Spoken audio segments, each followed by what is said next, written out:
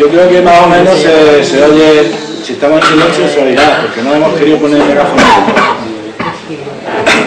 Bueno, pues buenas tardes a todos. La Biblioteca Pública Municipal de Tebas lleva más de 10 años haciendo proyectos de animación a la lectura con mujeres de Tebas.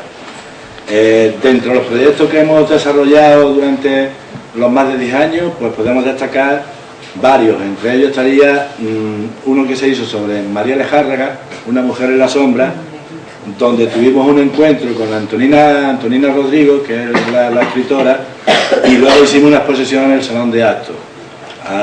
Además, este proyecto fue expuesto por el bibliotecario de aquí de Tebas en unas jornadas andaluzas de bibliotecarios de Andalucía en Jerez de la Frontera, y fue publicado en la revista Educación y Biblioteca. Fue un proyecto que lo tomaron como innovador. Después también estuvimos trabajando con Dani, El cerco de las estirpes. Este es un proyecto sobre un libro de Antonio Abad, que fue profesor y director del colegio aquí en Tebas. Tuvimos con él un encuentro aquí en la biblioteca y estudiamos su libro Dani. Después también estuvimos trabajando sobre el camino de los ingleses de Antonio Soler, y fuimos a Málaga y tuvimos un encuentro con Antonio Soler en el Salón de Actos de la Diputación Provincial. Pero desde hace unos 4 años decidimos que íbamos a hacer un proyecto por cada provincia de Andalucía. Entonces, eran unos proyectos donde a través de un personaje ilustre de una provincia, pues estudiábamos la época y estudiábamos la sociedad de esa provincia, y luego haríamos una visita cultural a la provincia que le dedicáramos. El primer proyecto fue sobre Camarón, Historia de un mito, basado en el libro de Luis Fernández Saurín, sobre la vida de Camarón de la isla. Visitamos San Fernando, estuvimos en San Fernando y en Cádiz, visitamos la Venta Vargas, la casa donde nació, y estuvimos con la familia, más concretamente con su hermano Manuel, que nos enseñó todo lo respecto a Camarón. A través de Camarón se estudió, no solamente Camarón, se estudió el mundo gitano, el flamenco, la droga. O sea que de ese personaje salen unas ramificaciones que vamos trabajando distintos campos, no solamente en el personaje, y la influencia de que tuvo Camarón en la música. Después, el segundo fue sobre Juan Ramón Jiménez y el flamenco, basado en el libro de Francisco Robles. Con él visitamos también, estuvimos en Moguer, la casa natal de Juan Ramón, luego estuvimos también en Huelva, y a través de Juan Ramón, pues estudiamos todo lo que fue su generación, todo lo que fue premio Nobel, en fin, todo lo que respecta a Juan Ramón. Después, el tercer proyecto, el de Camarón fue en el 2010, en el 2011 el de Juan Ramón, y en el 2012, que fue el tercero, fue sobre Federico García Lorca. Sobre Federico García Lorca hay una obra suya que trabajamos un poco, que fue sobre Mariana Pineda. Entonces estuvimos en Fuente Vaqueros, estuvimos viendo la casa natal, estuvimos viendo todo lo que corresponde a Federico, y luego al final estuvimos en el centro en Granada, en el Centro Cultural Internacional de Mujeres de Mariana Pineda. Y este año el proyecto trata sobre Abderramán y el Al-Ándalus. Para ello estamos trabajando con 2 libros, uno, Yo Abderramán, de Clara Arautes Pérez, y Los cipreses de Córdoba, de Yael Guilodi. Entre las actividades que hemos desarrollado con el proyecto y que nos queda por desarrollar, pues está el origen del Islam, el Emirato Andaluz, el Califato Omeya de Córdoba y el Abderramán III, el Reino de Taifa, el Imperio Almorávide, los almohades, el Emirato Nazarí, los Mudeas y los moriscos, y luego la visita cultural a Medina Sahara y a Córdoba. Vamos a estudiar todo desde el origen del Islam hasta que fueron expulsados de aquí por los Reyes Católicos. Además de todas las actividades que tenemos nosotros, porque las actividades las realizamos una vez a la semana, todos los miércoles, durante 4 meses. Tenemos 1 hora y estamos trabajando sobre el tema que nos corresponda. Pero este año además queríamos tener 2 encuentros con 2 personas que para nosotros eran importantes. Entre ellos es Virginia Martínez Enamorado, son arqueólogos y los que más conocen el mundo árabe, y otro es Antonio Vallejo Triano, que está en Medina Sahara de director. Y además los dos están muy unidos al pueblo por distintos motivos, pero están muy unidos al pueblo de Tebas. Hoy tenemos el privilegio de que esté con nosotros Virgilio Martínez Enamorado. Os voy a decir solamente que nació en Casa Bermeja, que es licenciado y doctor en Historia Medieval y diplomado en Lengua Árabe. Y bueno, en la biografía que os di de él, pues ya veréis también todo lo que ha hecho, ha recorrido medio mundo con los árabes. Y a Virgilio no hace falta que yo os lo presente mucho aquí entero, porque la mayoría lo conocéis, ya que es de sobra conocido porque es un autor, junto con otros compañeros, pues hizo el primer libro que sé más o menos algo de historia de Tebas, que era lo del Bajo Guadalteba. Y además fue uno de los que organizó y preparó nuestro maravilloso museo que también quedó. Y además, pues yo solamente deciros que le agradezco que nos haya visitado, y él viene muchísimas veces por Tebas porque aquí tiene muchos amigos, entre los que me incluyo yo, porque ya lo conozco desde el año 91 que yo estaba de alcalde. Fue la primera vez que yo lo conocí a él y desde entonces pues somos amigos. Así que ya, sin más, os dejo con Virgilio para que nos hable de los árabes, que verás que como nos enteramos muchas cosas.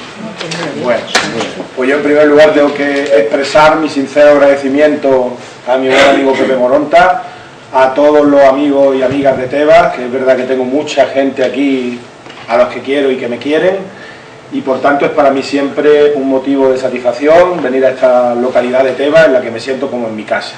Entre otras cosas porque parte de mi línea futura de investigación pasa por Tebas, ya diremos en qué medida al final de la exposición, o intentaremos explicar un poco en qué consiste lo que estamos haciendo. Bueno, a mí me parece esta actividad que tú estás dirigiendo me parece algo absolutamente loable, una actividad realmente de poner en funcionamiento el vigor, el músculo cultural de una localidad pequeña. Es absolutamente necesario este tipo de cosas y me parece que hacer esto es prácticamente una necesidad en estos tiempos que corren, porque no hay salida, no hay alternativa a la cultura y al conocimiento. Eso lo saben ustedes, igual que yo. No tenemos otra alternativa que prepararnos, que formarnos, y el conocimiento desde luego nos hará libres y además nos hará poderosos, eso es evidente.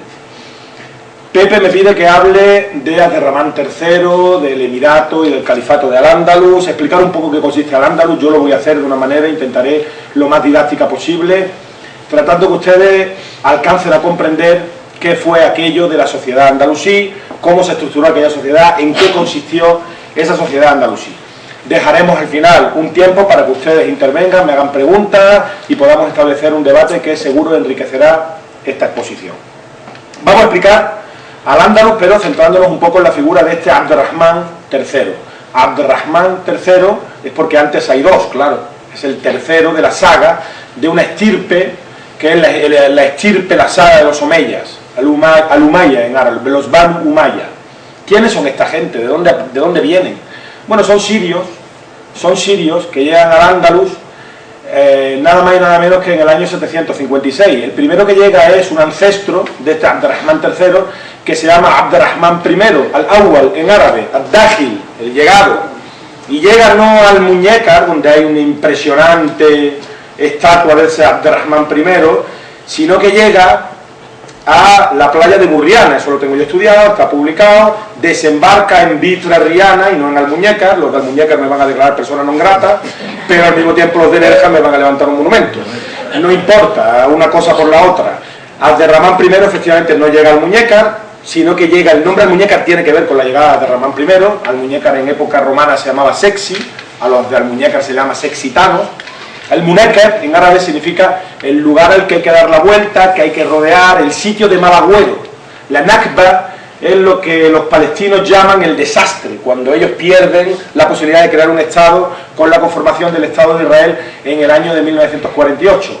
De la misma raíz da el Munacar, o sea, el lugar de mal agüero al que hay que dar la vuelta. Abderramán I, el ancestro de Abderramán III, intenta desembarcar en Almuñécar. No puede porque hay un día de levante, con ese levante tan característico de este litoral malagueño de septiembre, que se lleva el barco hacia el oeste y el barco termina desembarcando, o termina encallando, en la mejor playa de toda la zona, y estoy seguro que ustedes la conocen, que es la playa de Burriana, junto a Negra. Pues bien, ahí se inicia la saga de los omeyas, que tienen este Abderrahmán III su figura más señera, su figura más conocida, porque sin duda alguna él da un salto cualitativo de enormes dimensiones. Él se hace titular nada más y nada menos que califa. En principio, el califato es una institución única en el Islam, no admite competencia, es como el papado, solo puede haber un papa, solo puede haber un vicario, un representante de Dios en la tierra. El califa es el máximo poder religioso, pero por supuesto es también el máximo poder político. Anteriormente a Abderrahmán III se han proclamado distintos califatos, ustedes lo saben. Está el califato primero, que es el califato de los seguidores de Mahoma, porque califa en árabe, jalifa, significa el que sigue a, el siguiente. El siguiente se entiende al profeta Mahoma. Hay 4 califas ortodoxos y a partir de ese momento, a partir de la ruptura de la unidad califal, se constituye el califato primero de los omeyas y después de los abbasíes. Finalmente, Abderrahmán III en Al-Ándalus constituye su propio califato en reacción a la creación de un nuevo califato en el norte de África, el primer califato fatimí, el primer califato chií, que se da en Ifriqiya, el actual Túnez. Y lo hace en reacción a esta gente porque entiende que es necesario para ejercer cierto tutelaje sobre las poblaciones norteafricanas, sobre los grupos bereberes norteafricanos. Hace falta la proclamación del califato para ejercer esa tutela de carácter ideológico sobre esa población. Pues bien, tenemos nada más y nada menos que a este Abderrahmán III como califa de Al-Ándalus a partir de la derrota de Omar ibn Hafsun, el rebelde de Bobastro. Él espera a derrotar a los descendientes de Omar ibn Hafsun, el de Bobastro, para hacerse titular nada más y nada menos que Amir al-Muminin, príncipe de los creyentes, que es el título califal con el que se dota la figura nueva que supone en Al-Ándalus el califato. Esta moneda procede de Archidona. De esta moneda, que hay gente que sabe mucho, mi amigo José sabe muchísimo de moneda, casi tanto como yo. Es una moneda de época andalusí, pero es de Abderrahmán I. Se la traigo porque, fíjense ustedes, fue encontrada en Archidona. Y dirán ustedes, ¿y qué importancia tiene que fuera encontrada en Archidona una moneda de Abderrahmán I? Sí tiene su cierta importancia.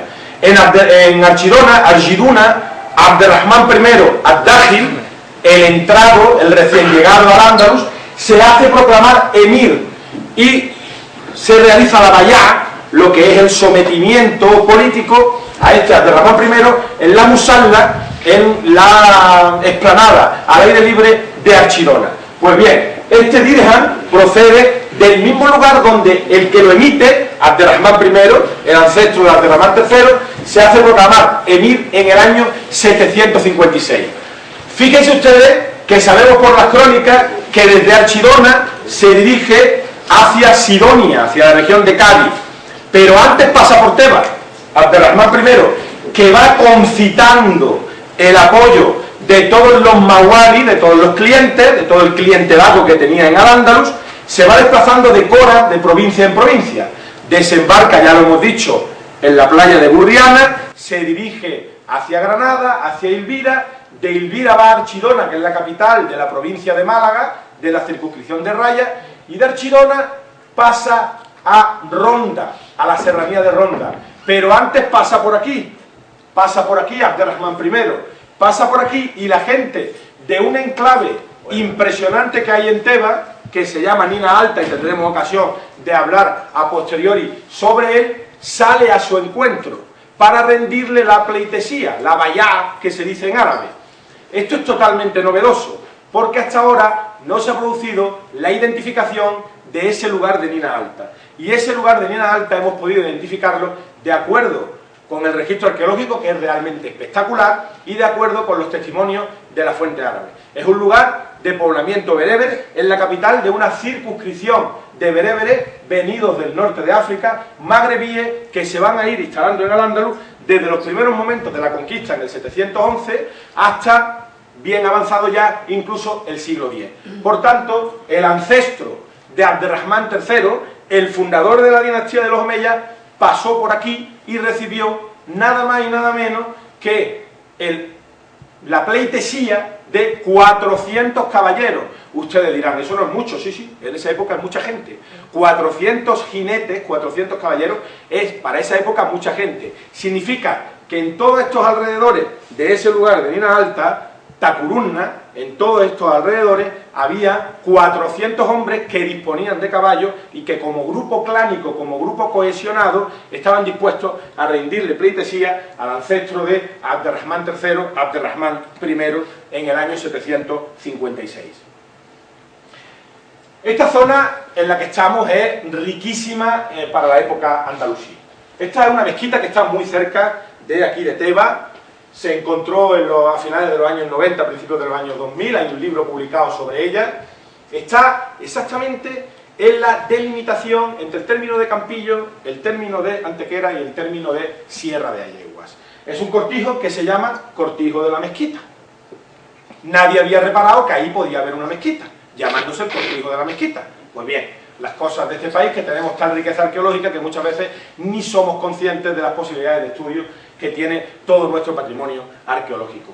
Esta mezquita es espectacular, supongo que algunos de ustedes la conocerán. Ya les digo que está exactamente unos metros dentro del término municipal de Antequera, pero a muy pocos metros del término municipal de Campillo. Está en relación con esta zona, porque la capital de toda esta circunscripción, que en época de Abderrahmán III va a tener una relevancia significativa, que es Tacurunna, estaba aquí. Estaba a unos cuantos kilómetros de la ciudad de Teba. Ese lugar va a ser visitado por nuestro Abderrahmán III, ese lugar de Minas Alta, ese enclave que recibe el nombre de Tacurunna. Pero Abderrahmán III es conocido sobre todo no por la obra que realiza en la mezquita de Córdoba, no tiene dinero para gastárselo en la mezquita de Córdoba, porque todo se lo gasta ahí, todo se lo gasta en Medina Zahara. Se calcula que aproximadamente el 60% de la jibaya, que se dice en árabe, de toda la recaudación que hace el Estado cordobés, el 60% va destinado a las obras acometidas en Medina Zahara. Abderrahmán III se proclama califa, ustedes lo saben, en el año 929, e inmediatamente él tiene la idea, porque es algo muy musulmán, de construir una ciudad nueva. Una ciudad que signifique el inicio de una nueva era, el inicio de una nueva época. Y esa ciudad es Madinat az-Zahra, Medina Azahara, junto a Córdoba. Quiere que sea además la capital del califato, el ónfalos, el ombligo del mundo, desde el que se irradie el poder del nuevo califato que se está constituyendo en torno a Córdoba en esta fecha. Y él va a invertir buena parte de todo el remanente del Estado en la construcción de Medina Azahara. Medina Azahara en realidad es una réplica de las ciudades orientales. Yo he tenido ocasión de visitar Samarra, en Irak. Samarra es, digamos, la madre de Medina Azahara, en el sentido de que es una construcción como Medina Azahara, pero de unas dimensiones realmente impresionantes. Estamos hablando de una ciudad de aproximadamente 40 palacios junto al río Tigris, que se van sucediendo durante 80-100 kilómetros. Medina Zahara es una ciudad de acuerdo a las dimensiones fiscales de Al-Ándalus. Aquella gente tenía una fiscalidad enorme, es una región de una enorme prosperidad agrícola y por tanto en muy poco tiempo desarrollan un proyecto urbanístico realmente espectacular. Pero Medina Zahara, de acuerdo a las dimensiones de Al-Ándalus, es también un proyecto político de una fuerza, de una evocación política ciertamente imponente. Ustedes supongo que conocerán Medina Zahara, una ciudad surgida de la nada, surgida por el expreso deseo de Abderrahmán III de dotarse de una ciudad, haciendo buena la máxima propia del gobernante musulmán de que todo emir, de que todo califa tiene que no solo construir una ciudad, sino vivir en la ciudad por él construida. Y él hace buena esa máxima que se da en el ejercicio político reglado en el mundo musulmán. Medina Zahara, por tanto, es la ciudad de Abderrahmán III, pero es la ciudad dinástica de los omeyas. La obra no la va a terminar Abderrahmán III, sino que va a ser continuada por su hijo Al-Hakam II Al-Mustansir Billah. Y algo que hace Abderrahmán III es estandarizar la producción de los objetos áulicos, de los objetos de lujo. Lo estandariza todo, crea un modelo andalusí de objetos de lujo.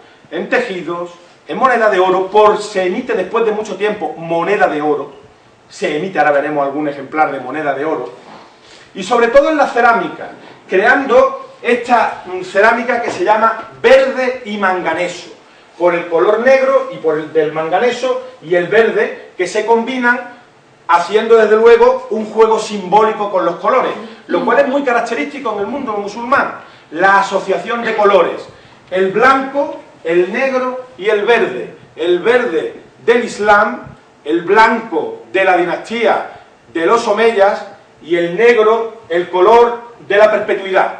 Pues bien, esta combinación de colores es muy característico de una cerámica que inaugura Abderrahmán III.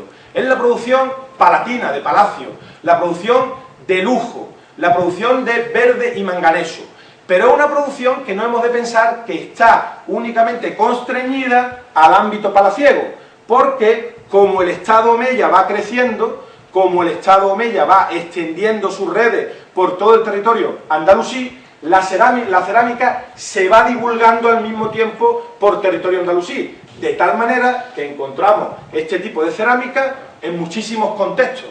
Por ejemplo, en esta zona la encontramos en este lugar de Nina Alta, pero la encontramos, por supuesto, en Bobastro, que es la sede de la revuelta contra Abderrahmán III, antes de que Abderrahmán III proclame el califato.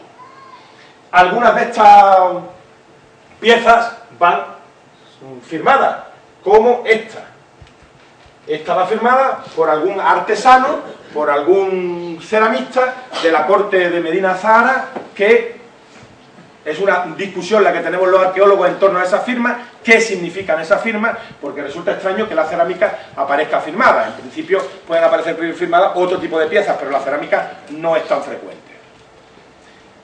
El Estado omeya va a sufrir, por supuesto, amenazas exteriores. Del mar van a venir los bahriyún. Bahar en árabe significa mar. Bahriyún es gente del mar. Van a llegar gente del mar que, antes incluso de que él proclame el califato, en algún momento van a amenazar la propia viabilidad del califato. Esa gente bahriyún son piratas. Están funcionando como piratas, en embarcaciones muy pequeñas, en el Mediterráneo occidental. Son grupos bereberes que se echan al mar y que viven de esa manera. Viven haciendo actos piráticos en el mar. Para ello el Estado omeya dispone de una serie de fortificaciones en la costa. Estas fortificaciones se suelen llamar Ribat. Ribat, como la capital de Marruecos, Rabat, Ribat. Esta, por ejemplo, es una inscripción que se refiere a uno de esos Ribat en Guardamar de Segura, en Alicante, o esta otra de la época de Abderrahmán III, que es la lápida fundacional de la fortaleza de Tarifa. Y aparece el término Burj, torre, para referirse a esa fortificación. Está construida por Abderrahmán III. ¿En qué tipo de escritura? La oficial del momento.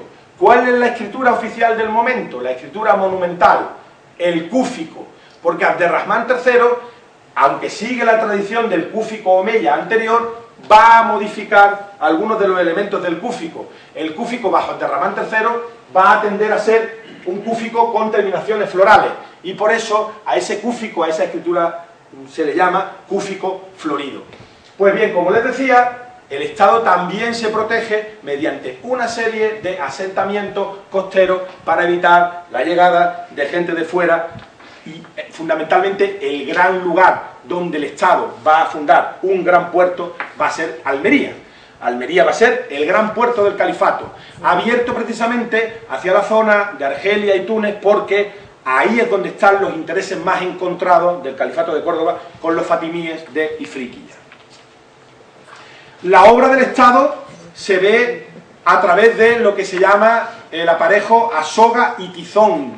Aparejo a soga y tizón. Se ve muy bien a través de determinado aparejo la presencia del Estado. Allí donde el Estado realiza obras públicas, introduce casi siempre ese tipo de aparejo. Es como una seña de identidad. Lo vemos en Bobastro. El propio rebelde Omar Ben Hafsun, que se levanta contra los omeyas, recurre a esa técnica para imitar a los omeyas. Utiliza el aparejo oficial, que es el aparejo que se llama de soga y tizón. Y hay algo que quiero que sepan ustedes de Abderramán III, que es la importancia que tiene en esta época califal la moneda. Abderramán III asume el califato en el año 316 de la Égira, 928 de la era cristiana. Esto inmediatamente supone, porque él ya abriga esa idea anteriormente, ya lo hemos dicho, la fundación de una ciudad áulica, de una ciudad de palacio que es Medina Zahara, al oeste de Córdoba, en pocos kilómetros. Pero eso va acompañado de otra medida política importantísima. Después de mucho tiempo, sin acuñar monedas de oro, Abderramán III decide acuñar monedas de oro. Ya comprenden ustedes los intereses que tenía en el norte de África, de los cuales hemos insinuado algo, hemos dado algún que otro matiz. Claro, esos intereses en el norte de África están en relación con el oro. ¿De dónde viene el oro? ¿De dónde viene el oro? El oro viene de África, del África subsahariana, de la región de Níger, de la región de Ghana. Por tanto, Abderramán III lo que quería era controlar los circuitos de oro que iban desde el sur hacia el norte.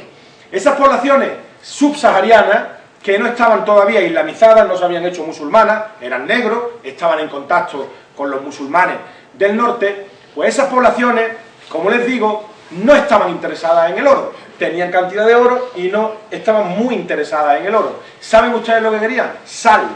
Se cambiaba sal por oro. Se cambiaba sal por oro. Ellos no tenían sal, les sobraba el oro.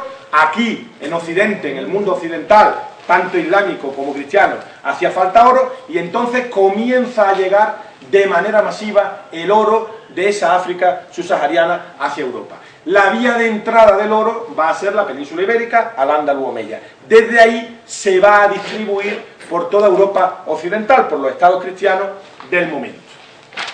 Ustedes saben que, se lo explico ahora, si no, la moneda musulmana tiene tres tipos de metales: oro, dinar, plata, dirham, y cobre, felús. Pues bien, ahora los feluses disminuyen de una manera drástica. Como no hay moneda pequeñita, porque el felús es la moneda más baja de todo el rango, ese sistema trimetálico, entonces, ante la ausencia de moneda fraccionaria, ¿qué sucede? Pues que se recortan las monedas de plata. Las monedas de plata se recortan, entonces va al peso, porque entonces la moneda sí valía lo que pesaba. Ahora no, como saben ustedes, con un billete de 500 euros, evidentemente, hacerlo no vale 500 euros, se lo puedo garantizar. Pero en ese momento, más o menos, peso y valor iban parejos. Entonces la gente que hacía, ante la ausencia de moneda fraccionaria mínima, ante ausencia, por ejemplo, de monedas de 1 euro, que diríamos ahora, se recurría a recortar las monedas de plata y se pesaban, así de simple. Eso explica por qué en los yacimientos arqueológicos andalusíes aparece tanta moneda de plata recortada, porque actuaba esa moneda de plata, esos recortes de la moneda de plata de los dirhames, actuaban como auténtica moneda fraccionaria ante la escasa emisión de feluses.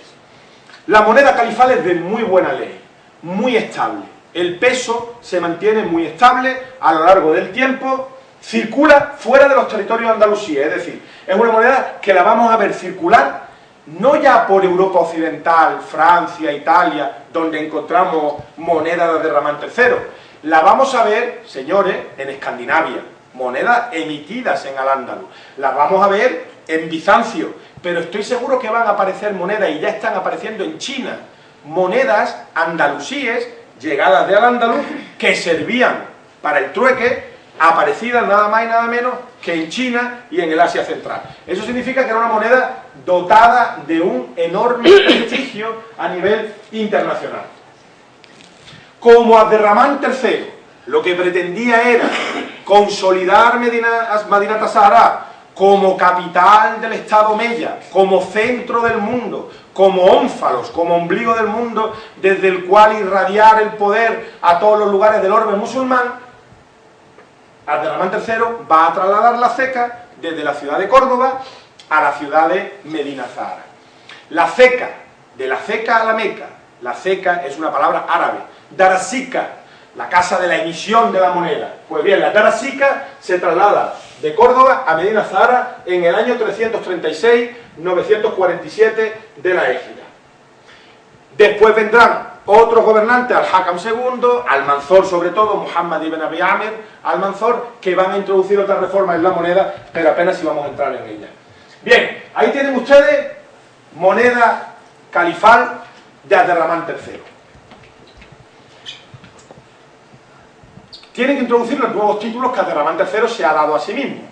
Abderramán III se llama de la siguiente manera: Abu Abdallah, Abderrahman, Ibn Abdullah, Al-Nasir Lidin Allah, Al-Umawi, Al-Qurtubi. Bueno, le explico. Todo eso tiene todos los títulos que quieran, tiene más. Pero en todo caso, en la moneda él tiene que hacer constar todos esos títulos que él ha ido a lo largo de su vida como miembro de una saga, de una dinastía reinante, todos los títulos que ha ido recibiendo. Se incluye la pretensión dinástica, o sea, el título califal. Amir el-Muminin, príncipe de los creyentes. No crean ustedes que ese es un título fuera de tiempo en la actualidad. El rey de Marruecos, en este caso Mohammed VI, lo dice la constitución marroquí, es igual que Abderramán III, Amir el-Muminin, príncipe de los creyentes. Amir, príncipe, emir. Amir el-Muminin, príncipe de los creyentes. Tiene un sobrenombre, porque el califa se tiene que dar un sobrenombre. Y el sobrenombre que se da a sí mismo, Abderramán III, cuando se titula califa, es Al-Nasir Lidin Allah, el vencedor de la religión de Dios. Al-Nasir Lidin Allah. Se introducen también los nombres de los encargados de la ceca, del funcionario que trabaja en la ceca en la emisión de la moneda. Eso en árabe se llama Sahib as-Sikka. El Sahib as-Sikka aparece también en la moneda califal, en la moneda de Abderramán III. Con Al-Hakam, con su hijo, se hace alusión al Hajib, y más tardíamente se incluye el nombre del príncipe heredero, de lo que llamaríamos en español príncipe de Asturias. Eso en árabe se llama Wali al-Ahad. El Wali al-Ahad, que es el príncipe heredero.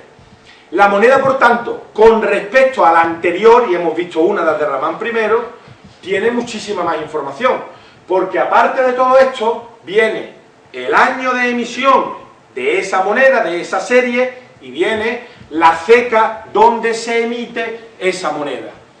En el caso de Abderramán III, comienza a haber dos cecas. Hasta Abderramán III solo hay una ceca. La ceca que hay hasta Abderramán III es exclusivamente Al-Ándalus. Se acuñó este dirham en Al-Ándalus, solo en Al-Ándalus, ni siquiera Córdoba. Con Abderramán III ya comienza a haber dos cecas.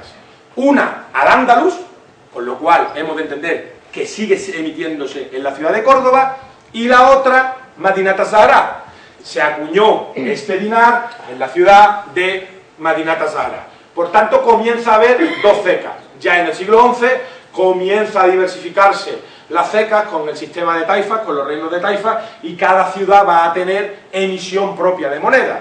De hecho, en esta época es posible que ya hubiera cecas independientes en ciudades, pero nominalmente solamente se hace alusión en un principio al Al-Ándalus, y ya por la construcción de Medina Az-Zahra también se incluye la ceca de Medina Az-Zahra. Lo importante, como les digo, es que con Abderramán III se retoma la producción de dinares, la producción de moneda de oro, incluyendo los circuitos norteafricanos en ese gran movimiento económico que supone la llegada de oro a Europa occidental. Y ahora vamos a hablar no tanto de Abderramán III como de Omar ibn Hafsun, que es, digamos, su alter ego. Alguien que a lo largo de 50 años, él y sus descendientes van a protagonizar una revuelta contra el Estado omeya. Estamos en el centro de esa revuelta, en ese intento de crear un Estado alternativo al de los omeyas. Ustedes saben que en el mundo musulmán la legitimidad procede de la pertenencia a la familia del profeta Mahoma. Solo puede ejercer el gobierno legítimo en el Islam medieval aquel que pertenece a la familia del profeta Mahoma. Quien no pertenece a la familia del profeta Mahoma no tiene legitimidad para ejercer el poder político. Omar ibn Hafsun no tenía esa legitimidad. Abderrahmán III sí, por supuesto, porque él era omeya y como omeya era descendiente de la amplísima familia del profeta Mahoma. Omar ibn Hafsun carece, por tanto, de esa legitimidad. Estamos ante una situación, digamos, excepcional. Quiere crear un Estado musulmán, pero sin la legitimidad que le confiere el hecho de la pertenencia a la familia del profeta Mahoma.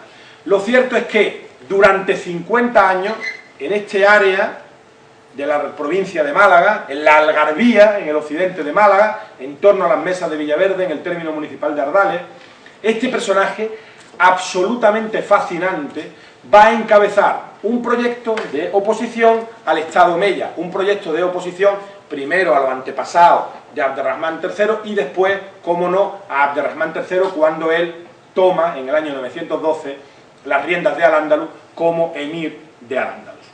Durante 50 años, Omar ibn Hafsun y sus descendientes van a poner en jaque al Estado cordobés. La revuelta se va a iniciar en el año 880. Les recuerdo que Abderrahmán III pasa a ser emir de Al-Ándalus en el año 912. ¿Qué significa esto? Pues que él va a participar, que él va a protagonizar esta revuelta con distintos emires de Al-Ándalus. El personaje se ha valorado como un muwallad, como un muladí, o lo que es lo mismo, como alguien perteneciente a la población indígena que en un momento determinado islamiza, se hace mawali, de la familia de una familia, se dice de nobles cristianos, pero no hay argumentos que permitan asegurar eso con toda garantía. Pero lo que sí quiero que vean ustedes es que el personaje ha sido utilizado políticamente tanto por la derecha española como por la izquierda española. Omar ibn Hafsun ha sido un personaje manipulado por uno y por otro, mucho más por la derecha, tengo que decirlo de paso, pero ha sido manipulado por uno y por otro. Fíjense, ¿qué se ha dicho de Omar ibn Hafsun? Que era un paladín de la cristiandad frente al Islam. Bueno, ahora veremos que no solo fue musulmán suní, sino también fue musulmán chií y también fue seguramente musulmán jarijí. Pasó por todas las fases que pueda haber en el mundo musulmán. Pero como se da a su condición de personaje cristiano un excesivo protagonismo, se ha convertido en una especie de Don Pelayo que lucha contra el moro invasor, como un representante de la aristocracia antiquísima de origen visigótico que va a luchar contra los musulmanes. El fenómeno de Omar ibn Hafsun es absolutamente complejo, de una enorme complejidad. Estamos hablando de un territorio donde apenas si hay ciudades, donde él va a ejercer un dominio político centrado en una ciudad que él constituye ex novo, una ciudad totalmente nueva, como es Bobastro, desde la que va a tratar de controlar un territorio muy amplio y está a punto, insisto, de derrotar nada más y nada menos que a los omeyas cordobeses, a los hijos de los califas, porque estos omeyas de Córdoba eran hijos de los califas de Oriente, que van a huir de Oriente en el año 750 cuando se produce la revolución abbasí. Las fuentes para el estudio de la revuelta de Ibn Hafsun las tienen ustedes, se conoce. Yo les tengo que decir que hace falta un gran impulso desde la arqueología para tratar de desvelar en qué consistió la revuelta de Omar ibn Hafsun. Nos quedan muchos elementos contradictorios para tratar de integrar en el discurso histórico lo que significó toda esa revuelta, que es un proceso histórico sencillamente fascinante. Tenemos las posibilidades porque es un territorio todavía muy virgen desde la perspectiva arqueológica. Bobastro está muy cerca de Tebas, pero todo este territorio de Tebas, tan rico históricamente, estaba poblado de alquerías, y esas alquerías son las que van a servir para explicar el fenómeno histórico que supuso la revuelta de Omar ibn Hafsun. Es decir, conocemos bien la historiografía árabe, hay unas crónicas árabes que han sido analizadas concienzudamente, pero no hace falta mayor registro arqueológico, no hace falta mayor cercanía de lo que suponía la revuelta en este territorio tan concreto. Sobre Omar ibn Hafsun se ha dicho que era descendiente de la aristocracia visigótica. Esto lo dice, por ejemplo, Ibn Idari. Dice, fue uno de los grandes rebeldes de Al-Ándalus. Su descendencia fue Umar ibn Hafs, que fue conocido como Hafsun, es su padre. Ibn Umar, Ibn Ja'far, Ibn este nombre no se puede restituir, Ibn Dubian, Ibn Fargalus, Ibn Izfunch, de los convertidos al Islam, dice Ibn Hidari, Musallima, de los dimmíes, de la Cora de Takurunna, de esta región, en las dependencias de Ronda, y su bisabuelo, o su abuelo, Ja'far ben Tal, fue quien se convirtió al Islam. Es decir, es una familia de esta zona que en un momento determinado se convierte al Islam. Él nace musulmán, él va a nacer musulmán, sin duda alguna, nace como musulmán. Sin embargo, se va a hacer cristiano en el año 897-898. Edifica ciudades. Bobastro es el vivo ejemplo de una edificación totalmente nueva. Levanta una ciudad totalmente nueva. ¿Por qué? Porque hace lo mismo que años después hará Abderramán III.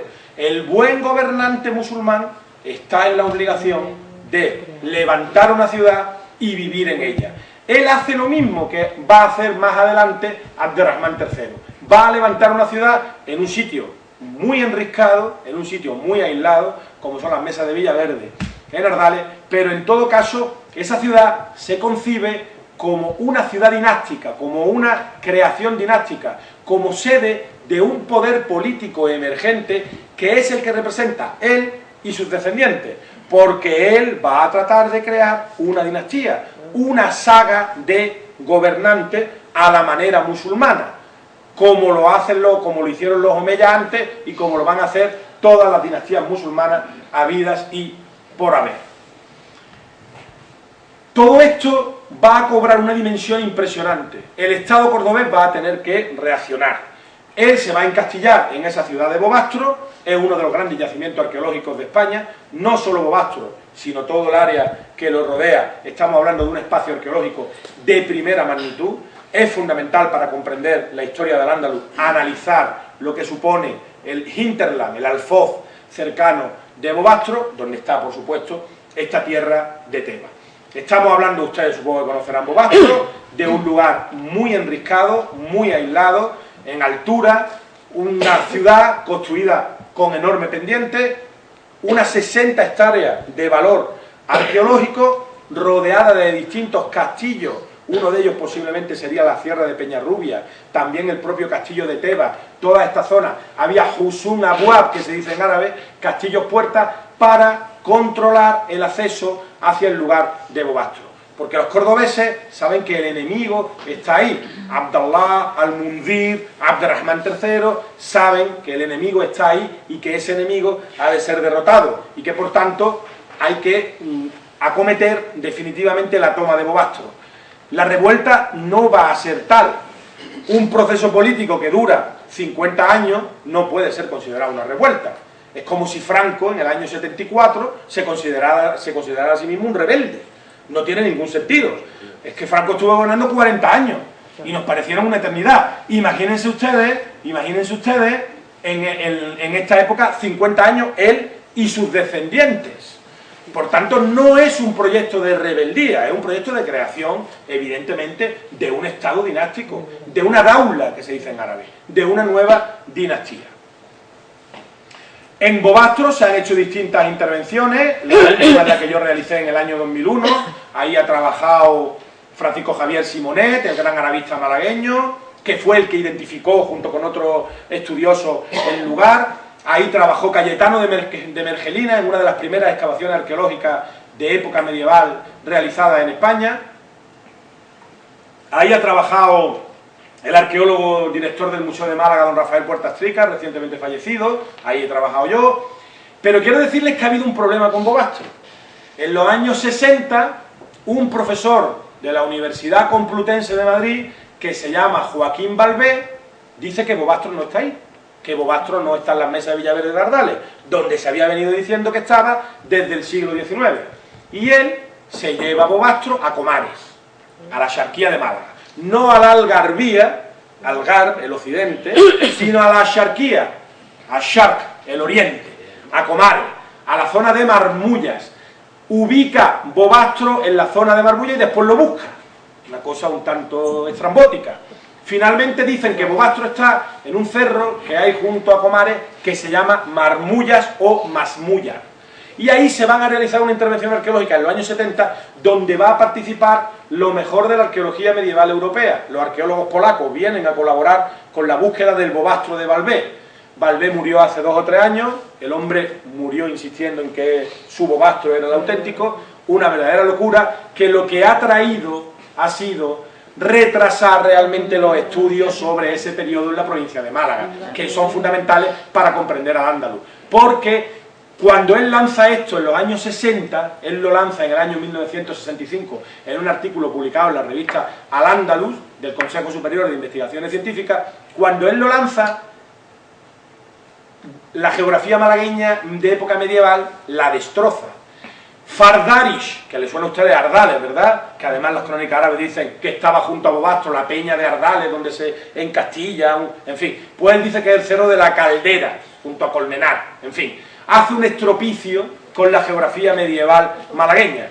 Hemos tenido que venir gente de otra generación, fundamentalmente yo, y está feo decirlo, pero hay que decirlo, para volver a ubicar los sitios donde realmente le corresponde. Muchos de ellos ya estaban bien ubicados. Lo que sucede es que Valvé lo que hace es removerlo todo, con lo cual crea una enorme confusión. En el año 2001 se hace una intervención en Bobastro, en la Medina, en la ciudad, y se va a descubrir una iglesia. Les tengo que decir que en Bobastro está perfectamente diferenciada las áreas funcionales, los castillos puertas que rodean el enclave. Aquí por ejemplo hay uno que lo descubriera Cayetano de Mergelina, y otros castillos puertas, Hussun Abwab, que se dice en árabe, Hussun castillo Abwab puertas.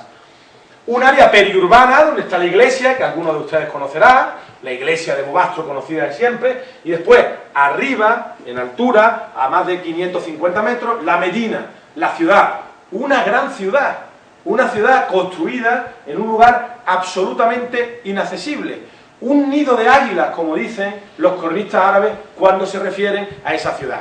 Esa ciudad, se lo recuerdo, va a ser conquistada por Abderrahmán III, y cuando Abderrahmán III conquista Bobastro, va a venir expresamente durante varias veces para ver las obras que de acondicionamiento de la superficie superior, porque se va a construir ahí un enorme alcazaba, un enorme fuerte cuadrado, para clausurar el fin definitivo ya de la revuelta y, de alguna manera, el afianzamiento de su poder, lo que le permite hacerse nombrar nada más y nada menos que califa de Al-Ándalus. Ahí tienen ustedes las canteras, la casa de la reina Mora. Estamos hablando de un sitio que merece un gran proyecto de investigación que permita, no solo desde una perspectiva científica, poner en valor el lugar, sino que este es un sitio que tiene una enorme importancia también a nivel turístico, se le podría sacar una gran rentabilidad turística. Yo estoy intentando que esto sea así, crear puestos de trabajo en esta comarca, que tan bienvenido sería por la población de la misma. Es una zona, desde luego, que tiene un enorme interés desde todas las perspectivas. La ciudad es una ciudad, no es un simple enclave, estamos hablando de una verdadera ciudad, una ciudad dinástica construida por Hafsun, por Omar ibn Hafsun, para que le sirviera a él y a sus descendientes como sede de su poder político. Estamos hablando, por tanto, de una verdadera ciudad. En el año 285 de la Égira, 898-899, Omar ibn Hafsun se declara cristiano, y dicen los autores árabes, de una manera engañosa, pues realmente ya había jurado del Islam antes. Su antepasado eran cristianos dhimíes y su abuelo Hafs, que era sacerdote, se convirtió al Islam. Es decir, que en el año 898 Omar ibn Hafsun vuelve a la religión, parece ser, de sus ancestros, vuelve a la religión cristiana, y es a partir de ese momento cuando inicia un proyecto de construcción de iglesias que vamos a encontrar, aparte de la ya conocida, en la parte superior. Esta es la pila bautismal que descubrimos en el año 2001, la pila bautismal de la iglesia de la Medina, que claro, tiene unas implicaciones importantes, porque si él se hace cristiano, estamos hablando de la catedral de Bobastro, del lugar donde él estableció una sede metropolitana, porque él le va a dar a Bobastro la condición de sede episcopal. Como era un personaje políticamente inclasificable, va a nombrar incluso obispos. él va a nombrar obispos. Él directamente, de su propia mano, va a designar a un tal Ja'far ibn Maxim, Ja'far el hijo de Máximo, como obispo de Bobastro, Ushkuf Bubashtar. Por tanto, hay una recristianización del territorio. Pero, fíjense, los musulmanes, los cordobeses, Abderramán III, toda la corte de Córdoba, no tenía claro qué es lo que era este hombre, si era cristiano, si era musulmán, porque en un momento determinado también se hace chií. En el año 911 recibe embajadores que vienen de Kairouan, actual Túnez, que vienen a que Omar Ben Hafsun se una a la causa del nuevo califato surgido en el norte de África. Recibe embajadores chiíes venidos de Ifriqiya, y él mismo se hace chií. Las crónicas árabes son absolutamente diáfanas al respecto. Se hace chií, se convierte a la causa del chiísmo en Al-Ándalus, abandonando, parece ser, el cristianismo. Él, en un momento determinado, seguramente no sabía ni lo que era. Nace musulmán, cristianiza y después vuelve al Islam chií. Y además posiblemente sea también jariyí, porque su práctica política tiene mucho del jarijismo, y si quieren después en el turno de preguntas podemos hablar también de eso. Pero miren lo que dice la crónica oficial cordobesa de Abderramán III en relación con la religión de Omar ibn Hafsun. La plegaria se hizo en nombre de An-Nasir. ¿An-Nasir quién es? An-Nasir lidin Allah, Abderramán III. Se hizo el nombre de la plegaria, en nombre del califa, An-Nasir, en la abandonada mezquita de Bobastro, donde se reinstauraron preces y sermones, poblándose allí las abandonadas mezquitas y destruyéndose las cuidadas iglesias, cuya excelente construcción y proximidad al palacio del maldito Umar, junto al descuido de las mezquitas y su abandono y ausencia de cuidado, habían sido los más sólidos indicios de la apostasía del maldito Umar, haciendo concluir su infidelidad. Es decir, nadie tenía claro si aquello eran mezquitas o eran iglesias, porque aquello era un desbarajuste religioso. Alguien habló de una promiscuidad religiosa muy, muy evidente. Ahí tienen ustedes la iglesia conocida de siempre de Bobastro, que no se llegó a terminar. Supongo que se hará una visita a Bobastro, me dijiste. No, al final no lo sé. Bueno, el sitio de Bobastro lo merece, porque es un sitio que tienen ustedes. La planta de la mezquita, esta iglesia sin duda vinculada al proyecto de Omar Ben Hafsun, pero en el año 2001 descubrimos otra iglesia. En el año 2001 se descubre en la parte alta de la ciudad, cerca de la Alcazaba, otra iglesia, que es esta que tienen ustedes aquí. Es exactamente igual en cuanto a planta, es exactamente igual que esta. Fíjense, tiene una triple nave, una nave central más ancha, planta basilical, con dos ábsides con planta cuadrangular y el central con planta de arco de herradura. Pues bien, aquí lo tienen ustedes. Las tres naves, el transepto muy poco desarrollado, el crucero, en el extremo del crucero la pila bautismal, dos ábsides con morfología cuadrangular y el tercero, el central, el más importante, con morfología de arco de herradura.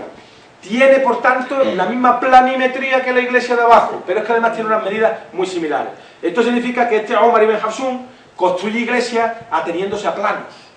Él maneja planos en la construcción de la iglesia y tiene un programa político de construcción de iglesias, un programa político que pasa por el evergetismo de la construcción de distintas iglesias. Seguramente hay varias iglesias anejas. Les digo esto porque el sitio tiene unas posibilidades arqueológicas muy relevantes. Y con toda seguridad, esta iglesia que está en la parte superior, muy cerca de la Alcazaba, que fue sin duda el centro político de la revuelta de Omar ibn Hafsun, esta iglesia posiblemente fue la catedral de Bobastro, la iglesia metropolitana, la sede también de ese obispado que va a crear Omar ibn Hafsun a principios del siglo X.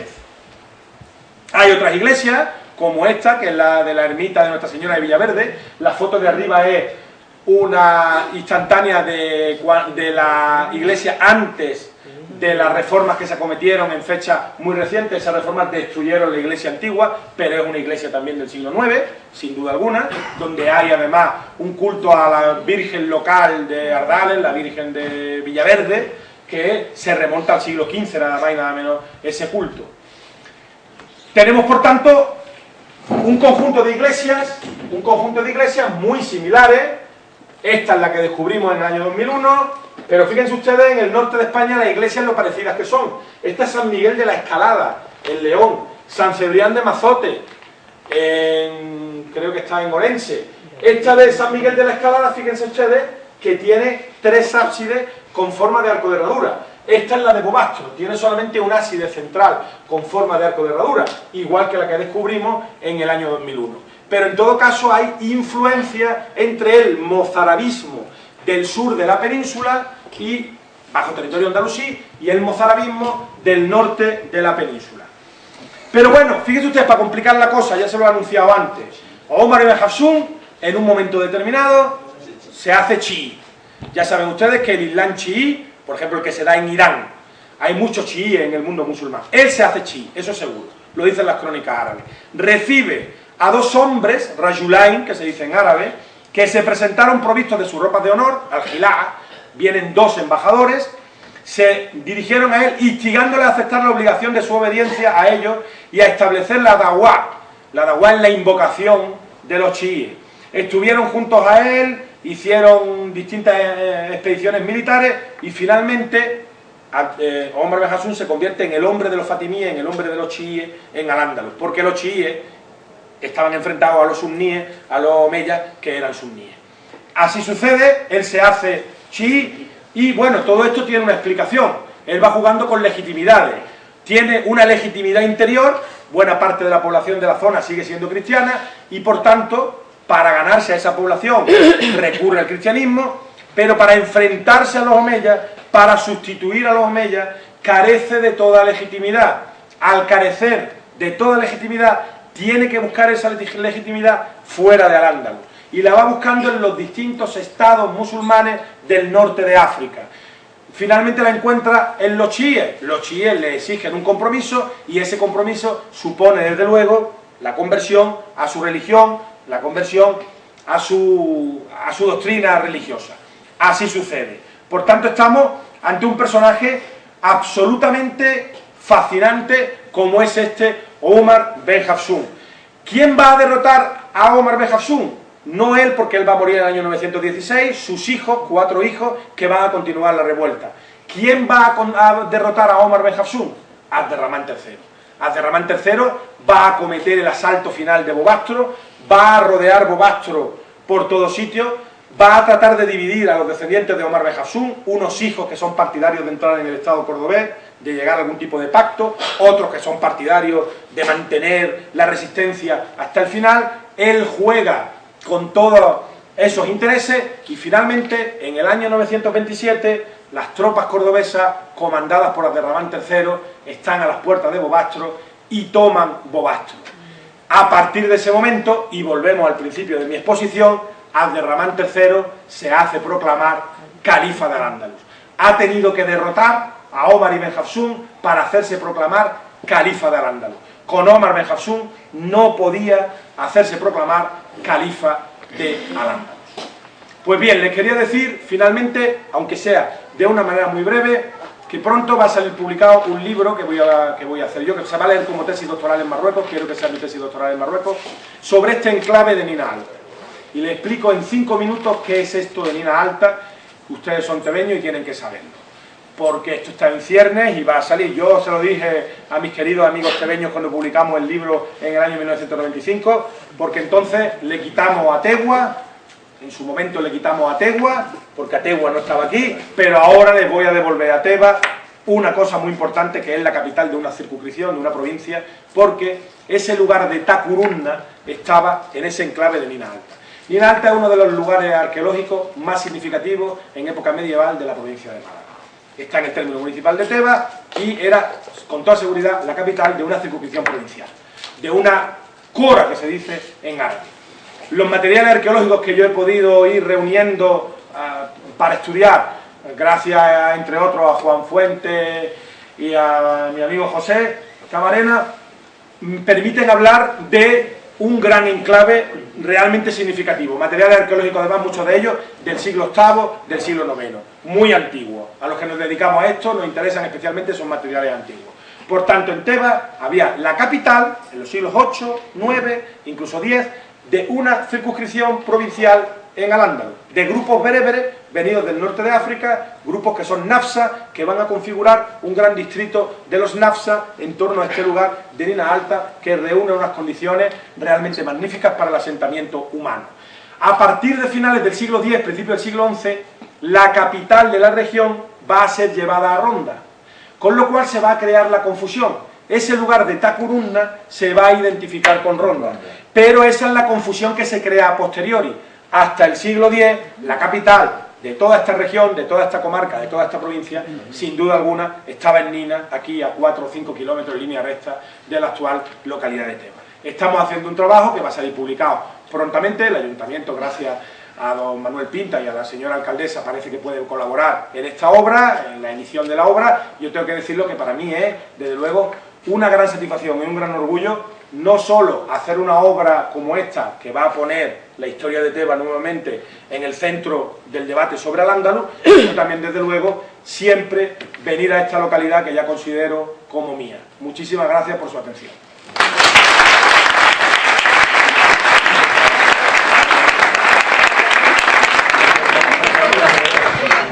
Canales habla como nosotros. Esto ya sabemos un poquito más, ¿no?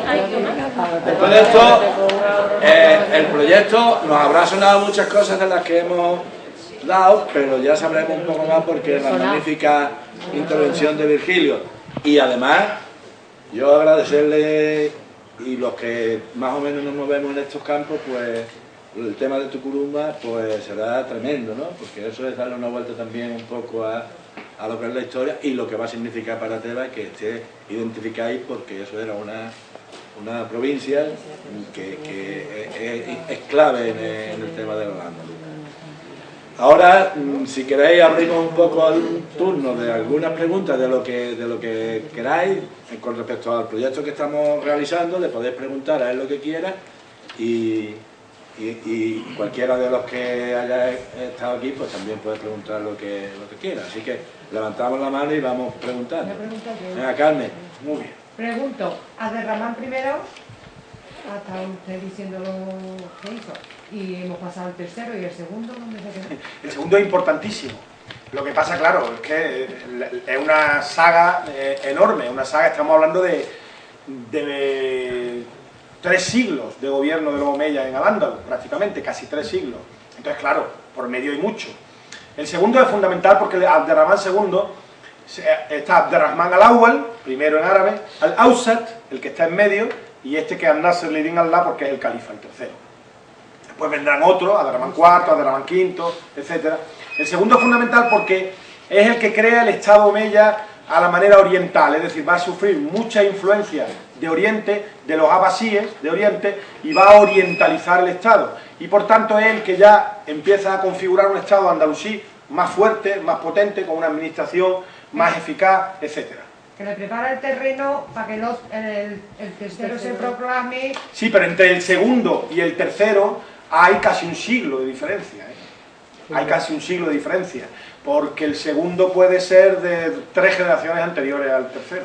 O sea, que hay mucho tiempo. El segundo gobierna en torno al año 850 y este empieza a gobernar a partir del año 912 y se hace proclamar califa en el año 928. Hay mucha diferencia entre uno y otro en tiempo, pero el segundo también es muy, muy importante, Abderramán II. ¿Alguien más? ¿Quién quiere preguntar? En la ruta de... Venga, sí. En la ruta de Ibn Hasub tendrá que estar Tebas incluida, ¿no? Sí, hay una ruta de Omar Ben Hasub que yo colaboré en ella, pero claro que tiene que estar Tebas incluida. ¿Está incluida, no? Sí, sí que está incluida. En la ruta, yo creo que no. Hay una ruta que hizo la Diputación de Málaga. En eso no está incluida. Pues craso error. Está la importancia tiene como que la incluida. Claro. Es que hay lo del nacimiento de Chidona, Ardale, los nacimientos en Parauta no está ni muchísimo menos demostrado. Las fuentes árabes dicen, yo lo dicto, lo tengo publicado por ahí, dice que nace en Auta, Auta, que está junto a... Auta, al lado, no. No, en Auta, que está junto a Río Gordo. Ah, bueno, sí. Heisenauta, el castillo de Auta. Bueno, pero es que hay una crónica árabe que dice que nace en Guaba. Guaba, y Guaba puede ser Tebas. Es que el término está, Auta y Tebas, escrito en árabe, se sabe que ustedes Tebas es Itaba, Ataba, Atiba, que de todas las maneras se tiene registrado en árabe. Yo si se lo escribiera ahora en árabe, ustedes dirían que hay cierta similitud entre una cosa y otra. La verdad es que no, es muy extraño porque dice que nace en ese sitio de Guapa, de las dependencias de Tacuruna, de Ronda. Pero podía ser un lugar como Tebas, también se ha dicho que podía ser Olvera, en definitiva. Guarda con la Tebas, por ahí sería. Piensa más que es Parauta, ¿no? Parauta, pero no hay ninguno. Pero Parauta no hay en realidad, tampoco... fíjese usted que Parauta, eso está estudiado en un libro que hemos publicado hace poco Juan Antonio Chavarría y yo. Parauta en realidad es un topónimo romance que significa piedra alta. Petra alta da Parauta. Es piedra alta. No creo que tenga que ver con el auta del que nace Omar de Jesús. Porque además se dice que nace en la Sarina. Quería preguntarle que ha dicho usted claramente que es muy complejo el personaje y entre lo poco que nosotros hemos visto y lo que usted nos ha dicho, la verdad es que se complica, mientras más una sabe, más se complica. Eso suele pasar. Entonces, yo quería pasa saber... con el caso Gürtel, pasa con muchas cosas. Se va complicando el caso. Todo en la vida se va complicando. Que como se va complicando y de los muchos o pocos que hayamos leído, hemos visto que una parte dicen que es bandido, otra parte que caudillo popular, otra parte que fue hasta incipiente andalucista, que el andalucismo puede venir de esa lucha que él tuvo. Entonces yo quería que usted lo concretara un poquito, algo. Yo eso voy a decir ahora mismo lo que yo pienso del personaje. Y que si usted puede decirnos un personaje actual que se pareciera a él. Que no lo... Qué interesante eso. Yo lo he dicho en alguna ocasión. Que pudiera fijarnos. Después me he arrepentido de lo que dije en cierta ocasión, pero se lo voy a decir a usted porque estamos en confianza. Yo he dicho que sería algo parecido a Jesús Gil. Pues sí, pues puede ser. He dicho que sería algo parecido a Jesús Gil o alguno de estos que están ahora. No sabe uno el dónde personaje colocarlo, ¿no? absolutamente fascinante, pero vamos a ver, ya eso lo he dicho antes, lo que pasa es que no he querido tampoco entrar mucho en detalle. El personaje ha sido manipulado, lo he dicho, por la derecha y por la izquierda. ¿Qué ha dicho la derecha? Es un español, cuando no existía España, que se levanta contra el moro infiel que nos ha invadido. Ese es un discurso que no se atiene a ningún tipo de razón, es un discurso que no puede ser defendido, con los rasgos, con los elementos históricos que tenemos. ¿Pero cómo lo ha tomado la izquierda? No, lo ha, digamos, edulcorado y ha dicho, no, es un noble visigótico que actúa, pero está en realidad es lo mismo, es una versión como más edulcorada del personaje, más social. Pero no es ni una cosa ni la otra. Él lo que quiere es montar un chiringuito. Él lo que quiere es crear una dinastía. ¿Y qué interés le tiene a los omeyas, por ejemplo? Pues, claro, pues los omeyas no lo dejan, los omeyas no lo dejan. Es que no tiene legitimidad. Como no tiene legitimidad, se tiene que buscar la legitimidad. ¿Cómo se busca la legitimidad? Me hago cristiano ante la población de la zona, que en buena parte seguía siendo cristiana, aparezco como cristiano, pero busco también la legitimidad musulmana. ¿Dónde está la legitimidad musulmana? Los omeyas no se la van a dar. Sería como tirar piedras contra su propio tejado. Sería algo catastrófico para ellos. ¿Busca la legitimidad dónde? En el norte de África. Se acerca a los aglavíes, se acerca a los idrisíes, se acerca finalmente a los fatimíes. Los fatimíes le dicen, sí, nosotros te damos la cobertura de la legitimidad, pero tú te haces chií y eres nuestro hombre chií en Al-Ándalus. Y por eso su conversión ya final al chiismo. Él va buscando la manera de crear un proyecto político que le permita ejercer el poder. Y para ello tiene que ir buscando, haciendo un juego de intereses, un juego de legitimidades. Pero me ha gustado mucho la pregunta como me la ha hecho usted, porque veo que se ha enterado perfectamente del juego. Y el juego es que el personaje esté muy dado a la manipulación. El personaje es muy dado a la manipulación. También habían dicho que era un estilo a los bandoleros, ¿no? Porque claro, mató a uno y se tiró a la sierra. Claro, pero fíjate, no se tira a la sierra. Bueno, mata a uno. Su tío, en fin, una historia muy curiosa. Sí. ¿Y él dónde se va? Él se va a Tahert. Yo estaba hace poco en Argelia, he estado hace poco por allí. A Tahert. Él está en Tahert. Y allí en Tahert trabaja de sastre.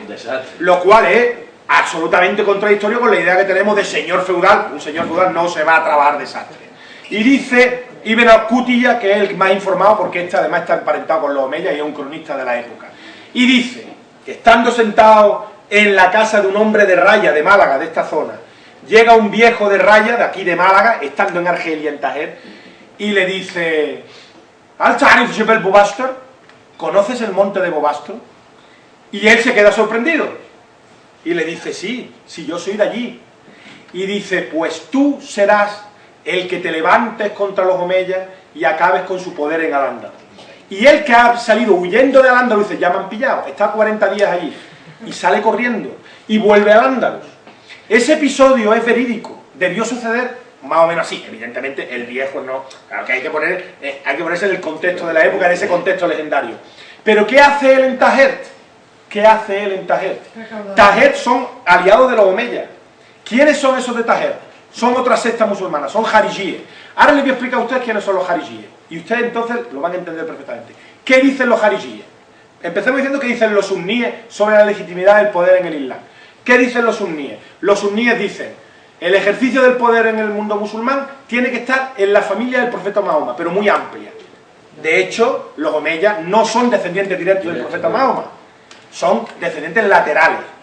¿Qué dicen los chiíes? No, la lateralidad no sirve. Tiene que ser exactamente el descendiente en línea directa. No sirven primos, no sirven sobrinos, sino que tiene que ser padre, hijo y así sucesivamente. Eso es lo que dicen los chiíes. Y los jarijíes dicen: ni uno ni otro. Son gente muy moderna. Dice: el mejor califa, el mejor gobernante musulmán, tiene que ser aquel que gobierne de mejor manera el mundo musulmán. Tiene que ser el mejor preparado, el mejor musulmán.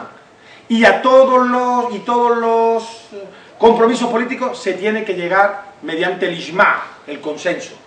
Esto es una cosa muy moderna, es una cosa que nos retrotrae a nuestros tiempos. Es decir, el más preparado, bueno, ya sabemos que en estos tiempos es mentira, pero bueno, en principio lo dice hasta la legislación: el más preparado es el que tiene que gobernar, el más preparado. Esto ya te lo están diciendo los jarijíes. Y él aprende esa práctica política de los jarijíes allí en Tajer, porque la dinastía que gobierna en Tajer son jarijíes. Eso está publicado en un libro que yo acabo de publicar en Costa Rica. En el año 2012, el año pasado, ha salido publicado el libro en Costa Rica, donde hago toda esta argumentación en torno a Omar Ben Hassún. Una argumentación totalmente rupturista, porque lo que digo es que él se desenvuelve muy bien en el seno del mundo musulmán y que es un personaje musulmán, que no hay componentes cristianos. Él apenas tiene relación con los cristianos del norte, no le interesan. Su ámbito de actuación está en el Mediterráneo occidental. Y está en Tajer y se une a los chiíes, a los aglavíes, a los idrisíes, porque va buscando esa legitimidad. Otra pregunta. Aquel señor, sí. Debido a la importancia de la zona de pregunta que hemos dicho, ¿podríamos encontrarnos algún día con un caudillo desubicado en la historia? No. Las crónicas árabes lo cuentan todo. Ahí está, que está todo... No van a aparecer grandes crónicas árabes. Aquí hay una familia en Taqurunna, son Nafsa, se llaman los Banu Jali. Estos Banu Jali están aquí en Al-Ándalus desde fechas muy tempranas y son los que gobiernan la Cora. Son Ausayas, que es otro grupo clánico dentro de los Nafsa, y estos son los que van a ofrecer los 400 jinetes a Abderramán I. Una vez que Abderramán I es proclamado emir en Archidona, va camino de Sidonia, de Cádiz, y dice las crónicas árabes: la gente de Taqurunna salió a su encuentro, aquí, junto al río Guadalteba, a rendirle la bayá, etc. Caudillos de estos no van a aparecer, pero el lugar de Taqurunna es una ciudad en el siglo X, es una gran ciudad. La cantidad de monedas que ha arrojado ese sitio, la cantidad de material, la dimensión del lugar, que estamos hablando de varias hectáreas, es un lugar imponente, de lo más importante que hay. Lo que pasa es que está muy arrasado. Ya saben ustedes que son de aquí, que esa zona ha estado muy trabajada agrícolamente, pero de todas maneras se pueden hacer grandes cosas a nivel arqueológico en ese sitio, porque estamos, insisto, ante una capital de una provincia que ya está constituida en el siglo VIII, y son bereberes. Yo les puedo decir de dónde vienen: del Medio Rif, de la zona actual de Temsemán, vienen de ahí, que es la zona Nafsa, y se van a establecer aquí, porque vienen todos juntitos, planificando los itinerarios. Cuando entran Musa y Tariq en Al-Ándalus, vienen acompañados por bereberes que van a decir nosotros tiramos por aquí con estos grupos y nosotros tiramos, y esta gente llega y se asienta ahí porque el sitio tiene unas condiciones geográficas magníficas para el asentamiento humano. Lo saben ustedes mucho mejor que yo. Hay agua, es un sitio muy bien cerrado, rodeado de sierras calizas. El sitio es ideal para un asentamiento y además yo creo que va a arrojar una gran importancia arqueológica, sin duda alguna, en los próximos años. Venga, ¿alguien más? Yo quería preguntar, que ¿la iglesia que viene de Castillo de la Estrella tiene similitud con la de Bobastro o era de otra época? Claro, es de otra época, es del siglo XVII, porque ahí está la primera iglesia de Tebas. De esta iglesia se están encontrando iglesias de estos primeros momentos, del siglo VIII, del siglo IX. Esta es muy significativa, la de Bobastro, por el sitio donde se encuentra. Hay un problema con la legislación musulmana en la construcción de iglesias. El Islam prohíbe tajantemente la construcción de iglesias. Es decir, ahora construir una iglesia en un país como Arabia Saudí está absolutamente prohibido. No hay una sola iglesia en Arabia Saudí. Está prohibido. Pero eso funcionaba también en el Islam medieval. El Islam medieval no permitía, estaba prohibido. Sin embargo, se produce construcción de iglesias. La prueba está en que encontramos este tipo de iglesias en Bobastro, lo que está, sin duda alguna, vulnerando la ley. Es un tema muy interesante. Que las iglesias se parecen todas. ¿La de Castillo no fue primero mezquita? ¿La iglesia del Castillo? ¿La iglesia de? ¿De la que el Castillo no era primero mezquita? ¿La iglesia de Omar Ben Hafsun, dice usted? No, la mezquita, sí, del Castillo de Estrella. Pues posiblemente fuera mezquita, sí. Lo que pasa es que habría que excavar la iglesia. Debajo de la iglesia pues está la mezquita. Eso se identifica inmediatamente a través de la orientación. Como bien saben ustedes, las iglesias están orientadas al este y las mezquitas están orientadas a la Qibla, a la Meca. Entonces, claro, cuando encontramos una orientación distinta en un edificio es porque suele haber discontinuidades, se ha construido sobre una mezquita, etcétera. ¿Y qué gana un arqueólogo falsificando los datos? Pero lo dice usted por qué, por el tema de Omar Ben Hafsun, como sea, claro. Pero que no es un arqueólogo, estamos hablando de historiadores. Es que está en juego, señora, está en juego la historia de España. Es que está en juego la historia de España, es que está en juego lo que van a aparecer en los manuales de historia de España. Y eso es importante. Eso no es ninguna tontería. Está en juego lo que sus hijos van a estudiar en los manuales de España. No es ninguna tontería, ¿verdad? Es que eso es dinero también. Desde el punto de vista que se vea, yo no lo veo. Pues sí, pero la historia de España está concebida como algo muy continuo y claro, la presencia de los musulmanes rompe esa continuidad. Y todo eso se quiere camuflar. Porque nos resultan muy incómodos los musulmanes en nuestra historia. Pero tantos siglos no se pueden camuflar, ¿no? Pues se intenta camuflar. Pero se españolizan, se le quita, se intenta camuflar. Es como el expolio que se hace en los yacimientos, ¿no? Que se llevan piezas a otro sitio y después eso tiene valor donde han aparecido, ¿no? Porque claro, parte de la historia. Claro, a mí que me da comprar una pieza arqueológica que tenía en mi casa porque eso carece de valor. Si la tuviese precio, careciera de valor, ¿no? Efectivamente. Pero lo otro es lo que decía usted de que qué ganan. Es que estamos hablando de intereses también de carácter político, intereses de explicar nuestra historia. Porque nosotros somos todos, y ustedes que son de aquí de Tebas, incluso más, que bueno, yo también, yo soy de Casa Bermeja, somos descendientes de castellanos viejos todos. No hay población andalusí. La población andalusí fue exterminada. Yo no estoy reivindicando al andaluz, ni tengo... Usted sabe cómo fue tomada la ciudad de Málaga, ¿lo saben? La ciudad de Málaga fue... a los varones les metieron, y perdonen por la expresión, una caña por el culo a todos los varones. En Málaga. Los castellanos, nuestros ancestros. Fue un auténtico... Los catalanes en la isla de Menorca lanzaban vivos los niños musulmanes, los moritos, los lanzaban desde el mar, desde los barcos vivos al agua. Con 2 añitos. Entonces... Claro, es que contar todo esto en España no es fácil porque todos somos descendientes de castellanos viejos, muchos tenemos también sangre judía, casi todos los españoles tenemos sangre judía, pero sangre musulmana no, porque hubo un exterminio de la población, quedó muy poca población. Entonces, es digamos algo anómalo en nuestra historia, nos aleja de alguna manera de Europa. Yo estoy en una línea historiográfica de entender al Andaluz como un gran proceso migratorio.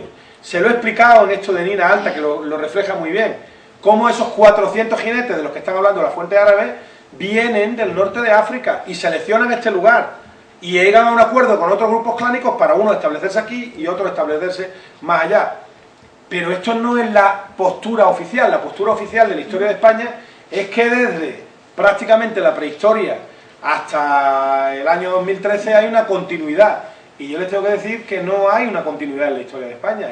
Que el año 711 es un punto y aparte, una ruptura absoluta y completa de lo que significa la historia de lo que había sido la península ibérica hasta ese momento. Se aleja de ese camino que era el de la Europa occidental y toma otro camino que es el camino del mundo occidental magrebí, del mundo bereber. ¿Otra pregunta? Por una mejilla no tomamos otra más. De mayor esplendor del califato, ¿qué porcentaje de la población total constituye el elemento musulmán? Interesantísima la pregunta. Usted me dice en el califato. Le voy a decir que hay un profesor canadiense que se llama Richard Bulliet, que tiene un libro que se llama, en inglés, Conversion to Islamic Religion in the Medieval Period, en el que habla de tasas de conversión. Ahí entramos nuevamente en disquisiciones historiográficas. Dice Bulliet, un librito muy pequeñito, está en inglés, yo quería haberlo traducido al castellano, y estaba traduciéndolo, pero tuve que abandonar porque no tengo tiempo para tantas cosas, pero bueno. Dice él que en la segunda mitad del siglo X, más del 50% de la población andalusí ya era musulmana. Dice Bulliet, segunda mitad del siglo X, es decir, coincidiendo con el gobierno de Abderramán III, más del 50% de la población andalusí ya es musulmana. Yo entiendo que Bulliet es demasiado moderado. Yo entiendo que en la segunda mitad del siglo IX, más del 50% de la población andalusí ya es musulmana. Es decir, yo adelanto lo que dice Bulliet un siglo. Pero bereber y árabe no... Sí, pero los bereberes o bereberes están islamizados. Sí, no, me refiero que las personas que vienen de fuera, respecto a las que hay dentro, ¿qué porcentaje? Pequeño, ¿no? Bueno, depende de lo que entiende usted por pequeño. Si estamos hablando que aquí hay 400 tíos montados a caballo, si esos tíos se han traído gente que no va a montar a caballo, se han traído mujeres, como parece que vienen con mujeres, pues entonces estamos hablando de un porcentaje importante. Ahora, cifras no tenemos, no se pueden dar cifras categóricas. Hay datos que dicen que entró muchísima gente en el siglo VIII, en el siglo IX. Además, tendemos a pensar que en el siglo VIII entran y que ya dejan de entrar. No, sigue llegando gente, siguen llegando grupos clánicos en el siglo IX, en el siglo X, a finales del siglo X, por ejemplo, vienen una gente del medio Atlas, que son los Banu Ifrán, que son los que cambian la capital de Takurunna a Ronda. Estos se llevan la capital, estos Banu Ifrán, los ifraníes, de Takurunna, de aquí de Nina Alta, se la van a llevar a Ronda. Es decir, que hay una afluencia de gente a lo largo de todo del periodo del Ándalus, que va a ser hasta el final también así, está llegando gente. Una cosa es la gente que llegan, todos los que llegan, casi sin excepción, llegan también algunos judíos, pero casi sin excepción son musulmanes, y otra cosa es la proporción de población musulmana, que hay, que claro, la población local se va a islamizar. ¿Por qué islamiza la población local tan rápidamente? Porque le supone beneficio. Primer beneficio, pagan menos impuestos. Pagan muchísimo menos impuestos. El cristiano, el judío, paga mucho más impuestos. Paga un impuesto que se llama la capitación, la jizya. El impuesto de capitación es bastante elevado. En cambio, el musulmán tiene que pagar únicamente el impuesto canónico musulmán, el zakat, pero no paga, por supuesto, la capitación. Con lo cual, yo me llamo Juan, Johannes, y en lugar de llamarme Juan, me llamo Yahya, que es Juan en árabe, y pago menos impuestos. ¿Qué hace la gente? Negocio. ¿Una pregunta? Eso es lo que quiere Cata, ¿no? ¿Hay algún momento en que en el territorio de Al-Ándalus dominado por los musulmanes prácticamente desaparezca el cristianismo? ¿O hay cristianos hasta...? A partir del siglo XII ya no hay cristianos. Ya no hay cristianos. Hay una última expedición de Alfonso I el Batallador que va recogiendo mozárabes, las mozarabías, y se los lleva. Curiosamente se los lleva al norte de África, es alucinante. O sea, se lleva a los cristianos al norte de África. Pero hay mozarabías en el norte de África que después desaparecen, porque el Islam es una religión muy, muy potente y lo absorbe inmediatamente. Pero en el siglo XII ya no hay cristianos. Otro asunto muy importante es lo que hablaba esta gente, que nadie me ha preguntado, pero que es un asunto muy importante. Porque claro, aquí se piensa que las lenguas latinas, las lenguas derivadas del latín, se hablan hasta muy avanzado en la historia del Ándalus. En el siglo X ya casi nadie hablaba lenguas derivadas del latín. Ya se habían perdido. Lo dicen los mozárabes de Córdoba. No se saben ustedes que hay muchos mozárabes que entran en mezquitas, en Córdoba, y dicen: Mahoma es un impostor, Mahoma es un sinvergüenza, un fornicador. Los cogen y los matan, claro. Eran mártires. Bien, pues uno de estos, Eulogio, dice Qué pena que nuestros jóvenes han dejado de hablar, se está refiriendo a los jóvenes cristianos, a los jóvenes mozárabes. Qué pena que han dejado de hablar la lengua de Virgilio y hablan la lengua de estos bárbaros, de esta gente que ha venido de fuera, de estos musulmanes impíos. Es decir, en el siglo IX, en la propia ciudad de Córdoba, el proceso de arabización ya era muy intenso. La gente ya no hablaba. Los bereberes traen el bereber, claro, y aquí se hablaría bereber. Aquí se hablaría un bereber medieval del cual no sabemos prácticamente nada. Pero eso rápidamente, por el impulso del árabe, se pierde. El árabe es una lengua muy fuerte, muy competitiva, y termina imponiéndose sobre todo el haz lingüístico que se da en la península ibérica en el siglo VIII y en el siglo IX. ¿Alguien más? ¿Qué forma de vida? ¿Qué papel jugaba la mujer en esa época? Porque se ve que se habla poco de ella, ¿no? Las mujeres que jugaban muy poco, no un papel existía. muy escaso. No Pero yo les tengo que decir, señora, que en el mundo cristiano la mujer tenía un papel muy similar. Eso tiene que ver mucho porque hay una tendencia a valorar a la mujer como si fuera una entidad en sí misma. Las mujeres estaban en clases sociales, y las clases sociales eran las que determinaban también su condición social. Por ejemplo, una esclava posiblemente tenía mayor libertad, una esclava en la Córdoba del siglo X tenía más libertad esa esclava que una mujer rica del harén del sultán. Este Abderramán III, por ejemplo, pues podría tener perfectamente 200 o 300 mujeres. 200 o 300 mujeres. Claro. 1.300 de la vida, 6.300. Claro, fíjense ustedes, la familia esa es lo que era. Pero es una cosa que nos podemos hacer una idea perfectamente de lo que era viendo la familia saudí. Vamos a ver, los saudíes llegan a Marbella y llegan primos segundos, primos terceros de la familia, todos pagados por el Estado, todos tienen un sueldo del Estado, hasta cierto grado de consanguinidad tienen sueldo del Estado. Entonces llegan los saudíes a Marbella, los ven ustedes, se van al Corte Inglés y se van 200 personas al Corte Inglés, entre los miembros de la familia, los escoltas y tal. ¿Por qué? Porque es una familia enorme. Así funcionaba también en Al-Ándalus. La condición de la mujer, pues la condición de la mujer, conocemos mujeres, hay referencia a mujeres, hay libros escritos sobre mujeres. Les recomiendo un libro magnífico de una profesora de Madrid que se llama Manuela Marín, que se llama La mujer en Al-Ándalus, que es un libro enorme, donde explica con todo lujo de detalle cómo era la vida de las mujeres, todas las referencias cronísticas sobre las mujeres en Al-Ándalus. Un libro interesantísimo, un libro académico pero muy interesante. Tenemos noticias, pero desde luego la influencia de la mujer era muy limitada en comparación, claro está, con la del hombre, porque la mujer, es que hay que decirlo con toda claridad, la mujer ha sido en el siglo XX cuando realmente ha salido de su postración absoluta. Hasta el siglo XX prácticamente las mujeres que han gozado de una situación de cierta libertad y tal han sido escasísimas. Yo el otro día estaba analizando a una señora canadiense que a finales del siglo XIX se fue al mundo árabe, ella sola disfrazada de hombre, a finales del siglo XIX. ¿No os acordáis del proyecto de lectura de María Alejandra? Que no firmaba ella, firmaba el marido. Era el que todas las obras fue famoso el marido y no había escrito absolutamente nada. Pero tenían acceso a la cultura y al conocimiento, ¿no? Era un ratoncillo. Y resulta de que él, todas las obras de María Alejandra, hasta que se ha descubierto, iban firmadas por el personaje del marido. Era un punto.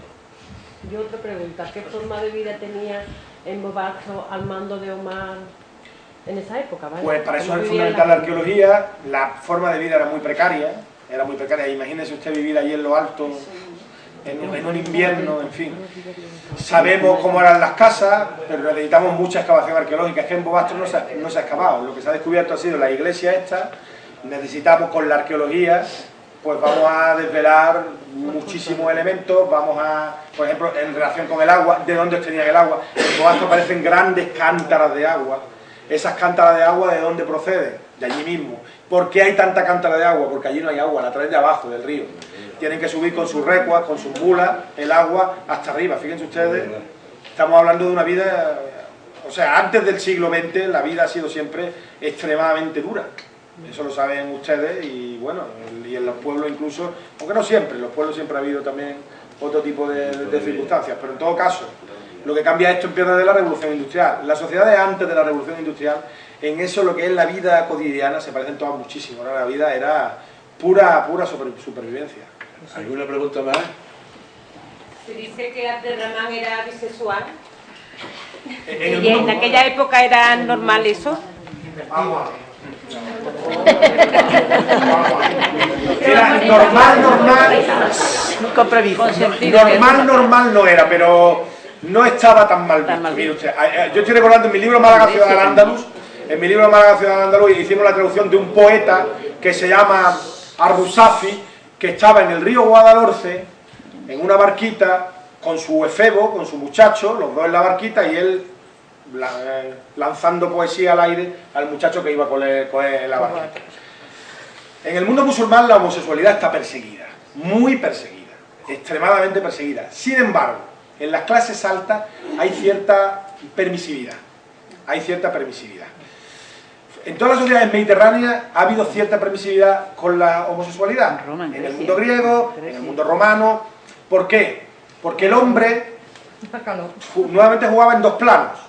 Estaba el plano familiar de la procreación, y para eso tenía su mujer o sus mujeres, y después estaba el plano, digamos, de la intelectualidad y de poder compartir algo con alguien, y entonces se recurría a los hombres. Pero en el mundo musulmán en general, la homosexualidad está bastante perseguida. No había yo escuchado que Abderramán III era homosexual, No, bisexual. Bisexual, yo no lo había escuchado, pero bueno. Almanzor, por ejemplo, Almanzor era un hacha con las mujeres, pero lo cuentan los cronistas.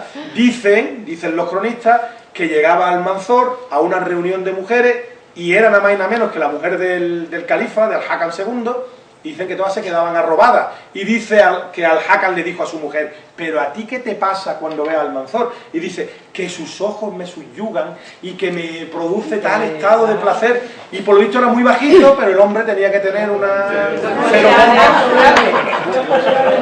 Pero también se dice que tenía sus relaciones homosexuales. En fin, pero que en el mundo musulmán la homosexualidad en general está bastante perseguida. ¿Alguna más? No, es que ha hablado de lo que más o menos teníamos. La pregunta que teníamos la hablaba anteriormente. La iba ya explicando. Me ha dejado ya un poquito descolocado. Pues nada, pues yo sí te voy a preguntar una. Bueno, una que no la han tocado, por el tema de las tres culturas. ¿Cómo el Islam, el cristianismo, judaísmo, había en Córdoba, por lo visto era una democracia con respecto a la cultura tremenda, ¿no? Que estaban muy permitidas, o eso... Yo tengo mis dudas con respecto. El Islam no admite proselitismo, es decir, el Islam es una religión muy dura, muy fuerte. Todos sabemos lo que significa el Islam, y voy a decir un pequeño chiste. Si entras te la tienen que cortar, y si sales te la cortan. O sea, el Islam es una religión extremadamente dura, no es ninguna tontería. Es una religión muy bien terminada, muy bien, digamos, la última de las religiones monoteístas. En el cristianismo se dejó esto muy abierto, y el cristianismo, claro, pues al final hay muchísimas interpretaciones dentro del cristianismo. En el Islam lo básico está perfectamente pensado para que no haya una alteración de lo básico. Los suníes, los chiíes, los jarisíes, todos piensan lo mismo en lo básico. Después puede haber distinta aplicación política, pero en lo básico es lo mismo. En el califato no fue tan... En el califato el Islam era una religión muy potente, y el Islam, siempre y cuando estos no molestaran, en el sentido de que no hicieran proselitismo, pero como religión era religión... Los judíos y los cristianos convivían perfectamente. Claro, convivían, pero siempre y cuando aceptaran que el predominio político era del Islam, eso es evidente, y aceptaran que no podían hacer proselitismo, que no podían convertir a otra gente a la religión suya, porque entonces sí que chocaban de frente con la autoridad musulmana, que no iba a permitir que esta gente hiciera proselitismo. Y ya la última, ¿qué es lo que significa actualmente Al-Ándalus para el mundo islámico, para el mundo árabe y para el mundo islámico? Al-Ándalus es como un sueño. Al-Ándalus es como para nosotros Grecia, es decir, es la sociedad perdida, es una suerte de paraíso, es un lugar que se perdió para no recuperarse. Pero eso lo saben en todos sitios. Hay una conciencia en relación con Al-Ándalus, conocen muy bien la historia de Al-Ándalus, se conoce mejor la historia de Al-Ándalus que en algunos casos su propia historia. En Marruecos se conoce mejor, en ámbito académico, en ámbito universitario, se conoce mejor la historia de Al-Ándalus que la historia de Marruecos. Porque Al-Ándalus está revestido de un prestigio enorme. Lo andalusí tiene un enorme prestigio. A decir al andaluz en países como Marruecos, como Egipto, como Argelia, es algo... acostumbrado a estar por ahí. Claro, lo que ocurre es, claro, muchas veces se tiene mitificada la historia del andaluz. Lo que pasa es que, al ser una sociedad que finalmente desapareció, no ha tenido continuidad, no ha tenido herederos, no hay herederos. Al no existir herederos, ellos se consideran herederos. Claro, no tanto nosotros, porque evidentemente no somos herederos, ya he explicado que nosotros no podemos ser herederos porque hay ahí un salto cultural importante, pero ellos sí que se consideran herederos de una sociedad extinta que desapareció de una manera extremadamente violenta, además. Bueno, pues ya son Muchísimas gracias por su atención. agradecimiento al Ayuntamiento de Tebas y a los concejales de Cultura que siempre han apoyado los proyectos que yo al principio comenté. Todas las corporaciones y todos los concejales siempre la han apoyado, por eso se lleva a cabo. A las mujeres de Tebas que han participado en ello, porque son el alma y la vida de los proyectos. Sin las 20 mujeres que normalmente colaboran con el proyecto, pues no se podría llevar a cabo. Además son mujeres que tienen amas de casa la mayoría, que tienen mucho que hacer y le dedican toda la semana, un día, una hora, pues nos cuesta trabajo, pero lo vamos a superar. Y luego a Virgilio por asistir al encuentro desinteresadamente y por la amistad que le une al pueblo de Tebas. Gracias Virgilio y gracias a todos por haber asistido aquí. El Virgilio ese tuyo Sí, sí, porque vaya más apropiado. es de mi tío, o sea, yo tenía a mi tío Virgilio y Era heredado. Pero vaya, que le digo que Para el trabajo que tiene, ¿verdad? Es que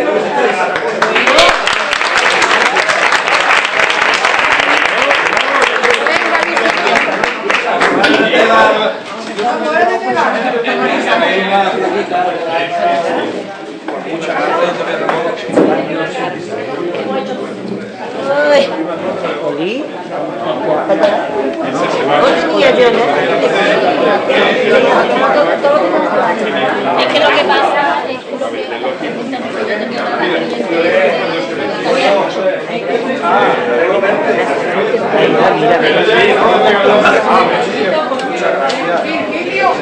Muchas gracias. Muy amable. Qué maravilla, muchas gracias.